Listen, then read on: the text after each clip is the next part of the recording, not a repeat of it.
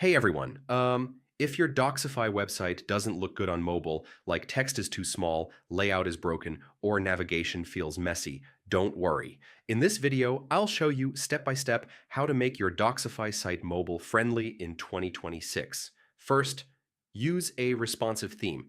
Docsify themes automatically adjust layout for different screen sizes when properly configured. Next, add the viewport meta tag in your index HTML file. This allows your website to scale correctly on mobile devices. Enable collapsible sidebar mode. This helps mobile users easily open and close navigation menus. Adjust font size for better readability. Small text can be difficult to read on phone screens. Make sure your images are responsive. Large images should automatically resize to fit mobile screens properly.